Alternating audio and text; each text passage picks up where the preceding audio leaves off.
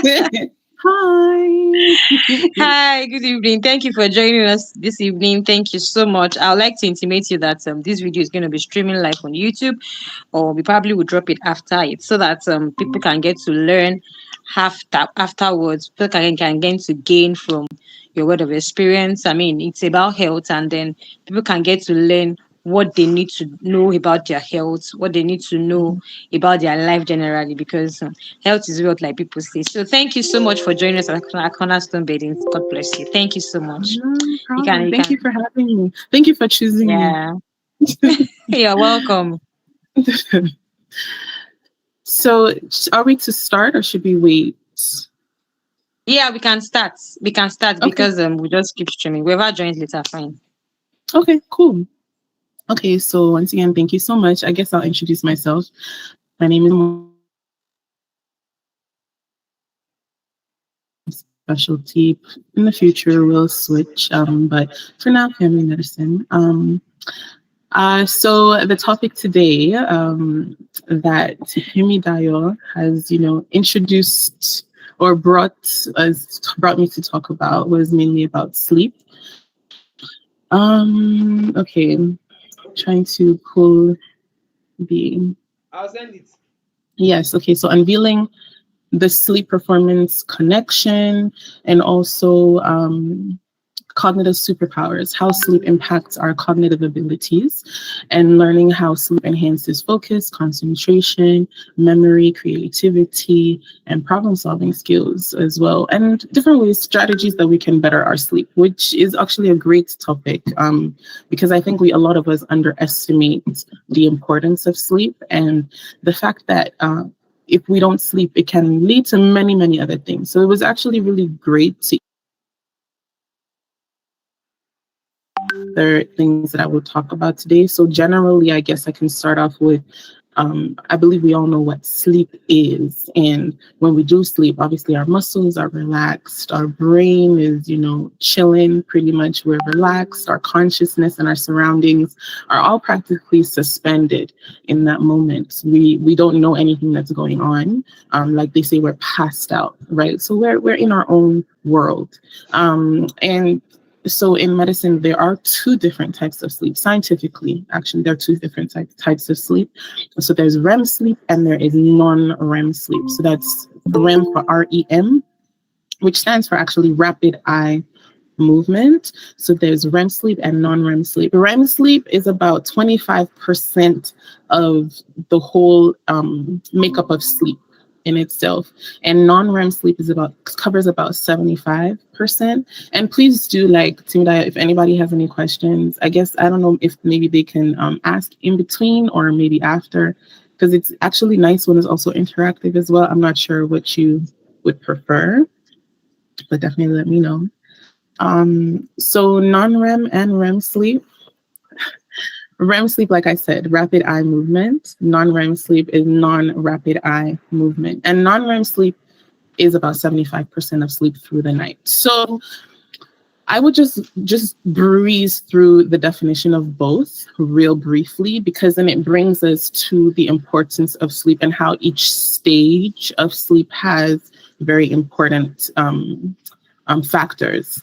So non-REM sleep actually has 3 stages through the night, which is stage 1, which is N1, and stage 2, stage N2, and then stage 3, stage N3, which N obviously stands for non-REM. So those are 3 stages. So stage 1, really what happens during that time is just light sleep. It's just basic, just very light sleep. So if you hear any sounds, you kind of wake up, it's very not so deep at all. Then stage 2, Please don't tamper a with that. lot of teeth grinding. Some people grind their teeth when they're sleeping, and you can hear it. You hear and dentists usually would prescribe either a mouth guard to prevent them from grinding their teeth in the night.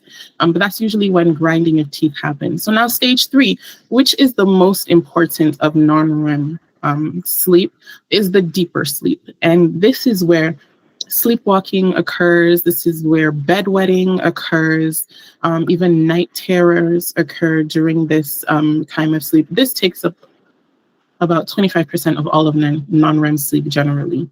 But it is the most important type of sleep, the most important stage of sleep.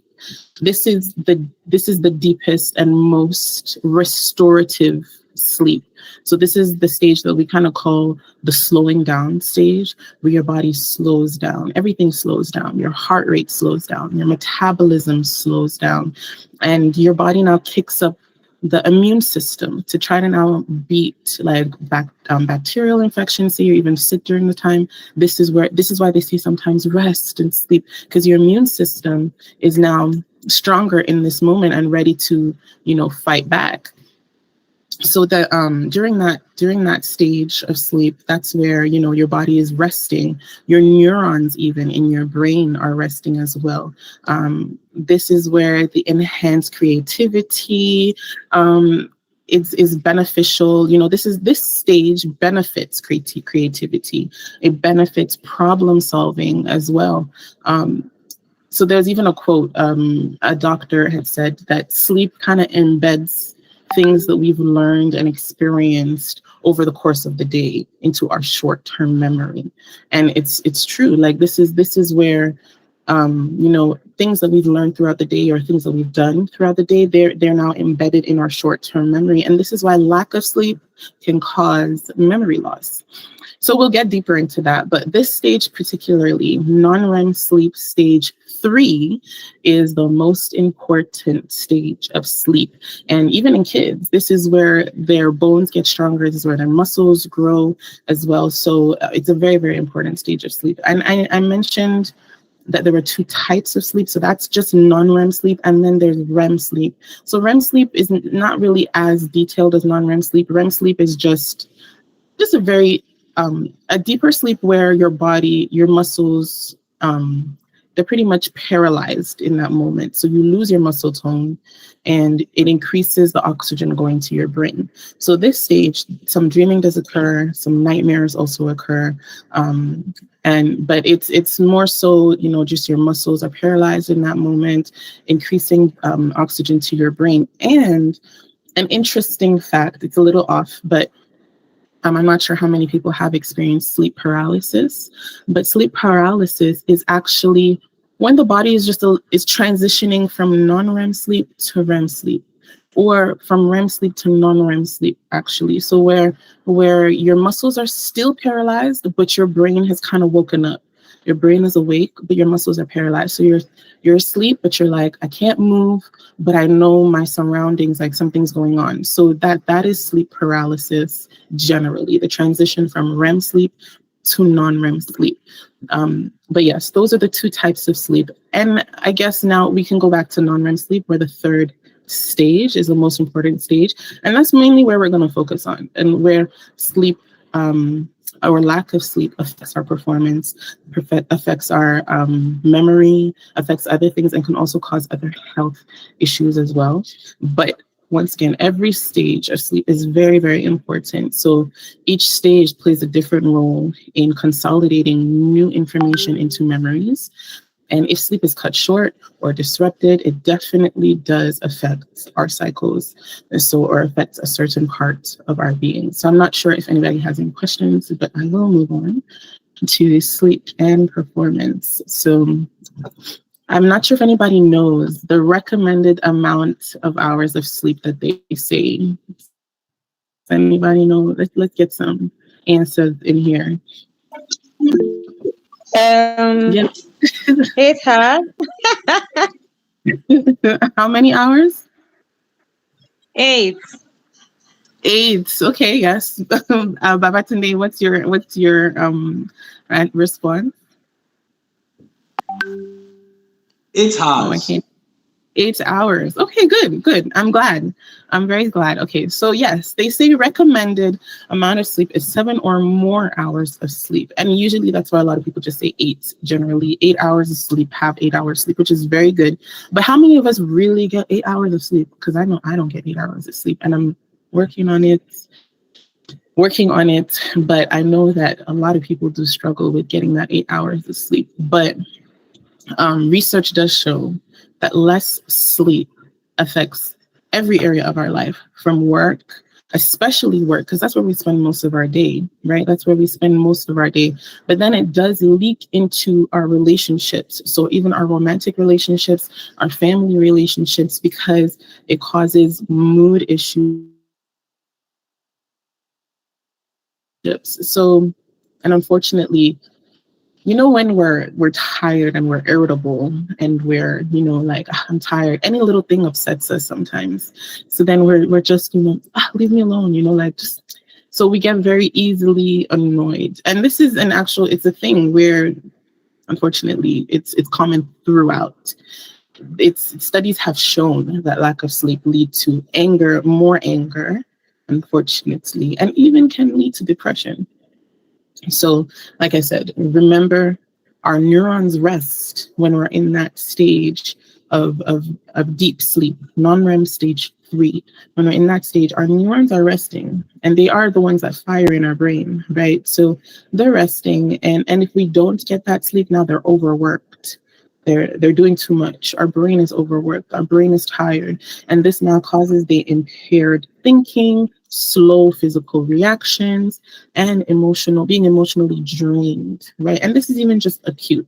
So I'll just name a few bullet points. And one of them is how sleepiness does slow down our processing, or being able to process things, and being alert and concentration. So scientists have actually found that sleep deprivation leads to lower alertness and concentration, and it makes it more difficult to focus and pay attention. You're easily confused. Your ability to perform tasks, it's not as quick as it used to be, and that logical reasoning is not there as well. So it also impairs your judgment. So imagine wanting to make some important decisions, whether it be work, whether it be family, whether it even be like extracurricular activities.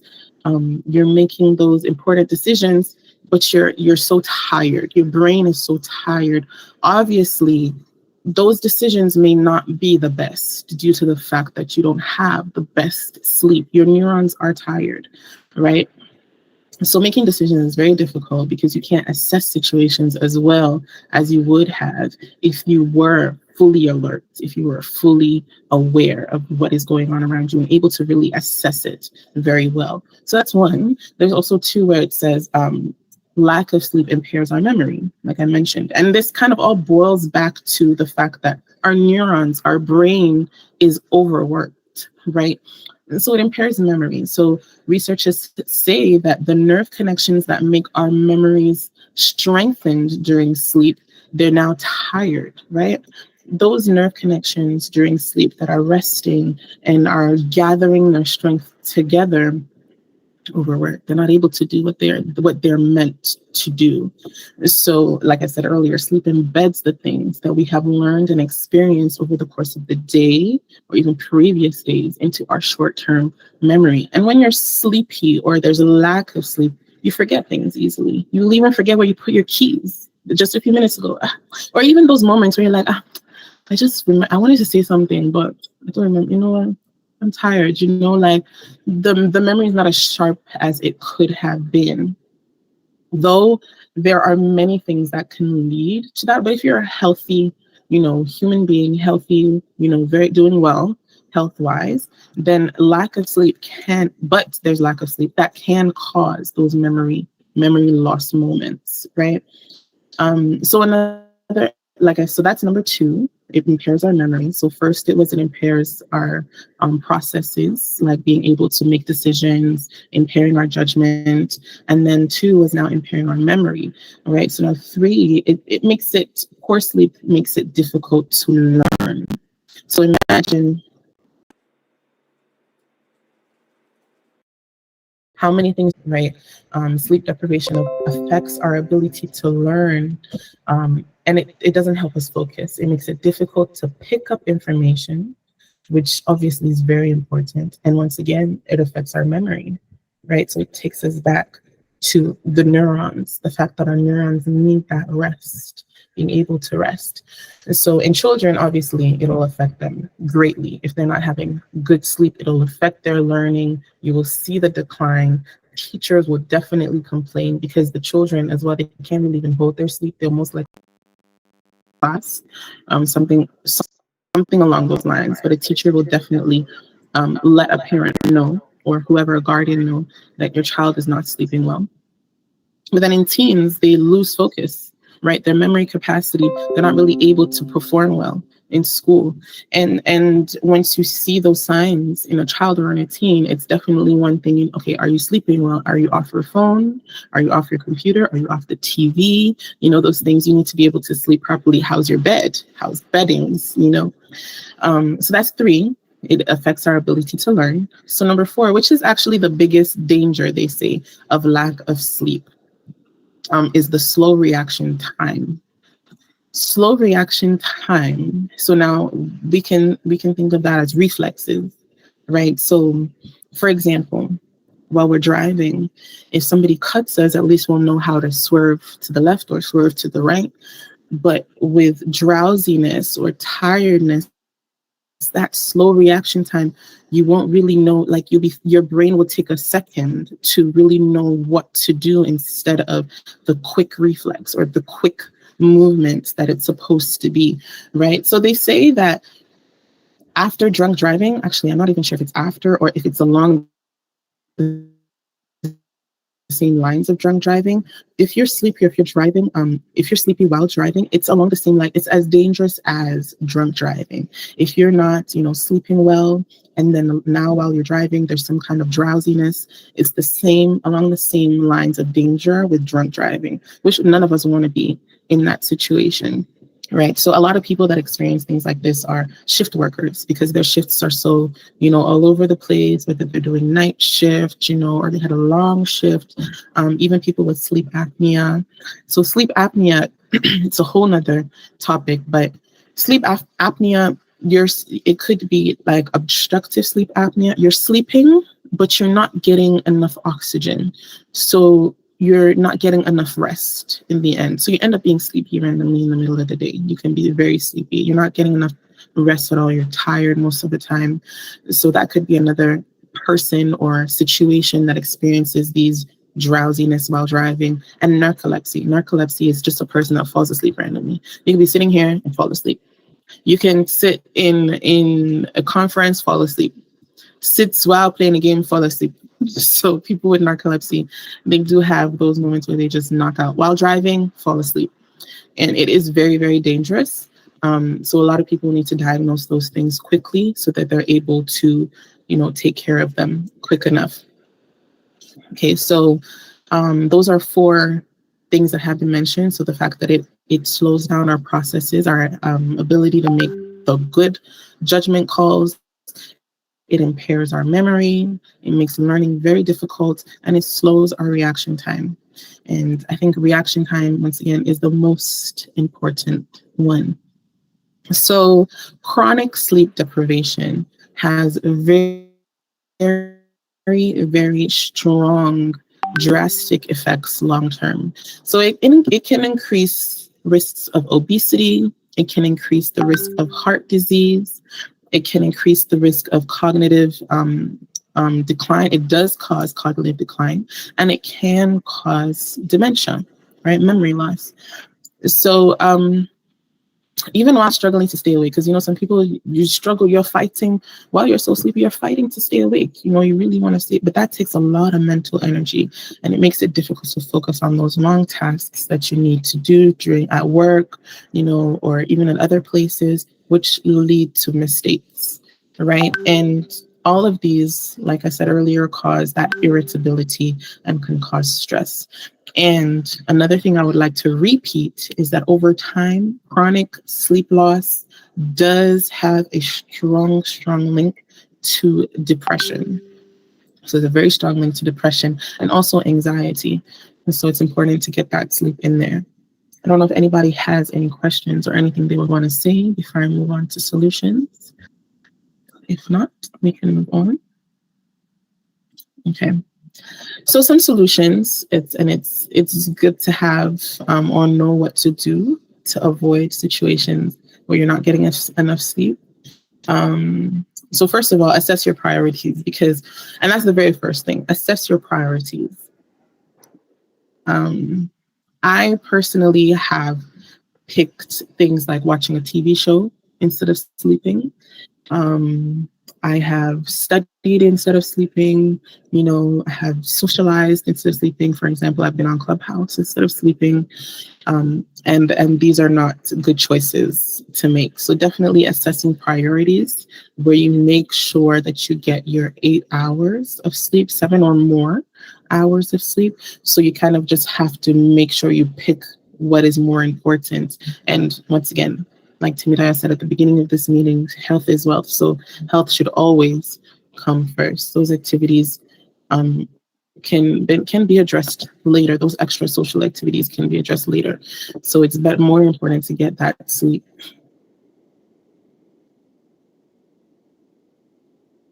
So that's to change their work schedule or their work shifts, like I mentioned, shift workers earlier. And obviously that can create a conflict with your sleep and wake cycle, but definitely be intentional with creating that amount of hours that, okay, I'm going to sleep from this time to this time. It's like really creating a plan, a schedule for your sleep. And it's important, especially if you're having problems with sleep, it's important to do that. So create a schedule. Okay, I'm working from this time to this time. I need to make sure I sleep from this time to this time and maintain a consistent sleep schedule. So now make sure you optimize your bedroom environment, make sure you fine tune your bedroom routines as well and eliminate any habits. So like obviously make sure your room is dark, make sure it's comfortable, have those comfortable beddings and pillows, different types of pillows. And there are different types of pillows and different types of bed foams, obviously for different people and different types of bodies, to make beds more comfortable for you. I'm sure Timmy Dial can get into that. Her beddings are amazing. Sleep well, and different types of beddings that'll, but all of those are very important, very, very important factors. So another one I would say is exercise. And I know exercise is a tough one for many people, and not if you're just obese should you exercise. You should exercise regardless, and staying fit is very important. Even the slimmest person can still not be fit health-wise, right? So staying fit is very important, maintaining a good health, right? So research actually shows that people who exercise more tend to sleep more. And I think that's for very obvious reasons, right? Especially when we're doing high intensity exercise.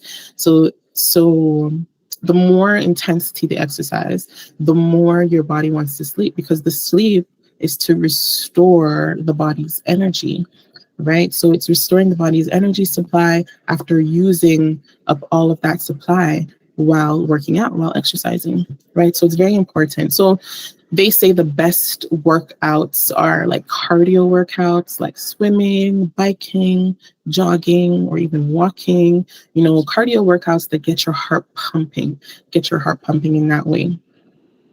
So another thing I would definitely recommend is melatonin. So, okay, melatonin is over the counter in most places, but I would for sure speak to your primary care physician, your doctor first, before getting it over the counter.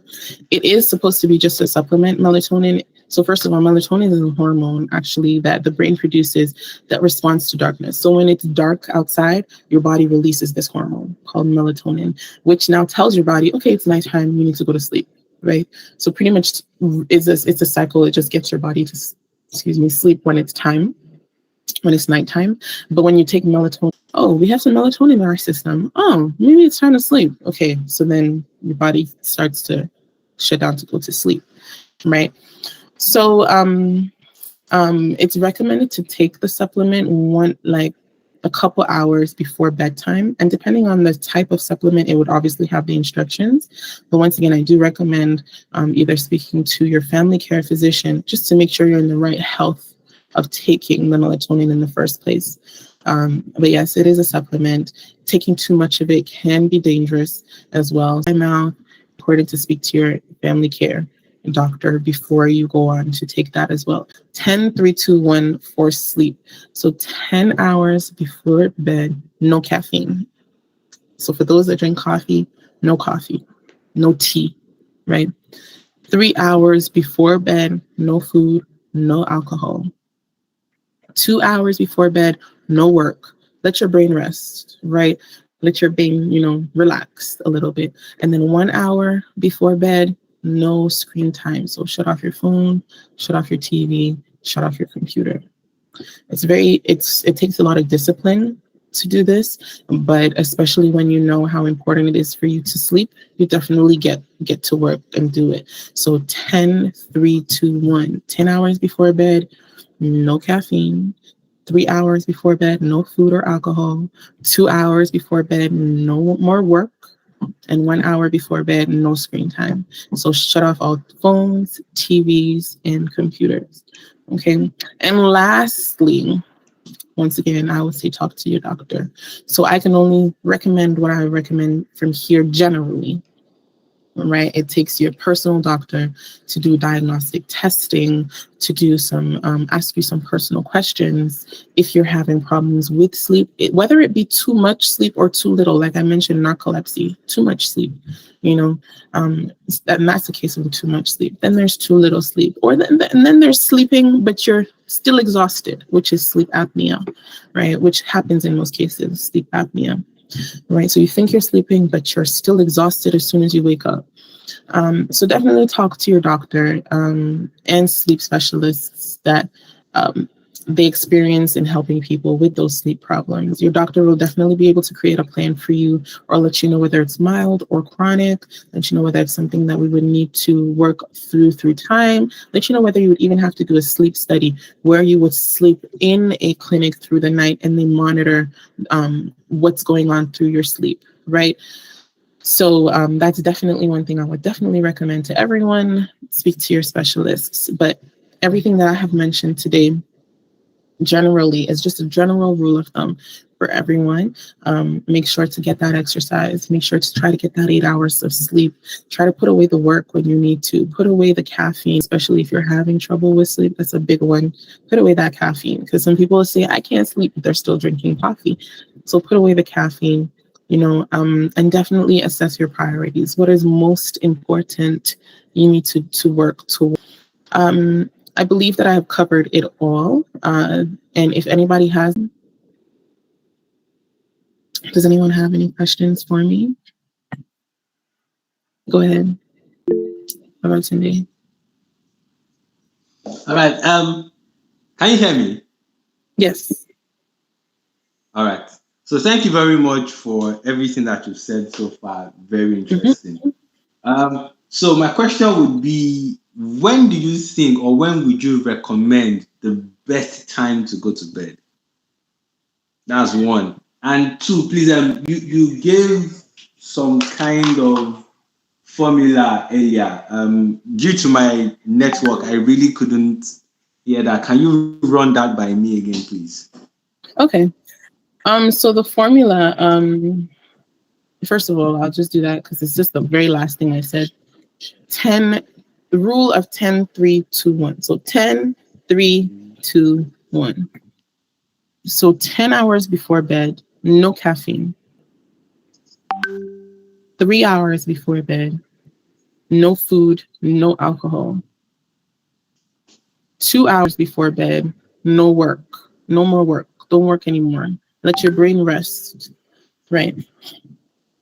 1 hour before bed, no more screen time. So no TV, no phone, no computer. Did you catch that? Got it. Thank you. All right, perfect. So the best time I would recommend going to bed. So now it really depends on how early you wake up, but I would say 10 p.m., 10, 11, 12, 1, 2, 3, 4, 5. So you would wake up at like 6, right? That's 8 hours. So if you say 10 p.m., you go to bed, you wake up at 6 in the morning, that's a good amount of sleep. Just try to get, your 7 to 8 hours of sleep in. I hope I answered your question.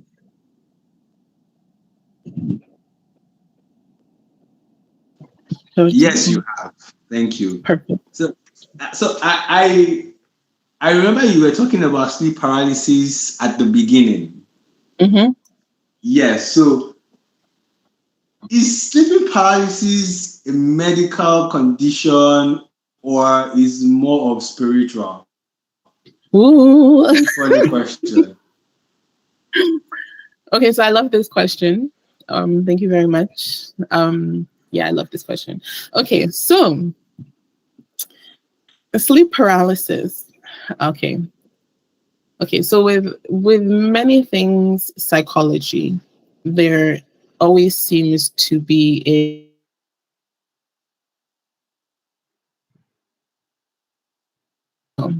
nation. So a psychological the scientific to or the transition from REM sleep to non-REM sleep, there's a but then your brain is awake, right? So there's that scientific explanation. But also actually back in the I forget 1950s or maybe even earlier than that, at first scientists actually said that sleep paralysis was a whole spiritual thing. They actually even named the demon behind it, and both can exist. So that's what I would say. So are you saying it is both or is more of medical than spiritual? I'm not saying it's one more than the other. I say it could be either or. It could be either or. So And each person. you're neither here nor there. No, I'm neither here nor there. You are sitting on the fence. Yes, 100%. Okay, I just wanted to be sure which side you're on. Yes, most definitely. There is the scientific explanation for sleep paralysis is real. And I don't take away from the fact that people do have a spiritual explanation behind sleep paralysis as well. Because with sleep paralysis, you're not supposed to be able to see things. You're not supposed to see something or see that dark figure and have fear. So scientifically, but some people do have those who do exist. And it is possible that somebody's situation could be either or. Okay. Yeah. But there is. So how many hours can go ahead. Someone before how many hours of not getting sleep can a human being go before it leads to death? Is that possible? I'm sure it is very possible because your whole body is getting overworked at that point. But I actually don't have an answer to that. I wonder, it's something that I would definitely look up. How many hours of no sleep would lead to death?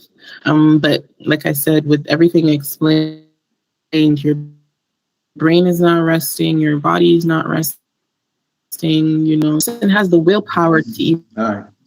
Thank you. Thanks so much for answering my funny questions. No problem. No problem. So I wonder if anybody has any more questions. Timmy Dio.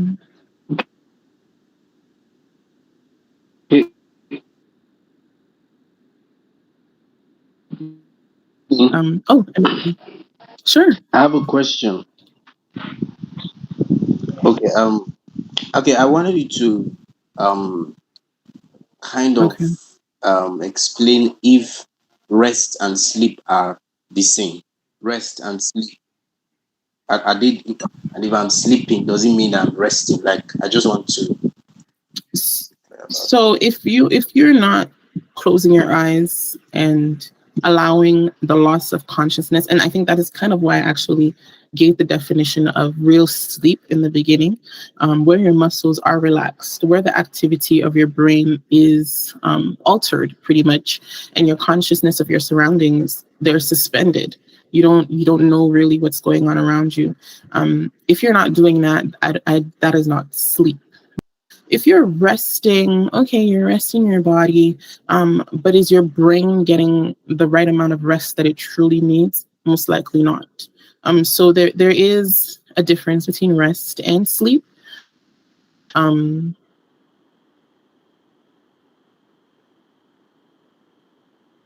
But sleep is highly needed, especially by the brain.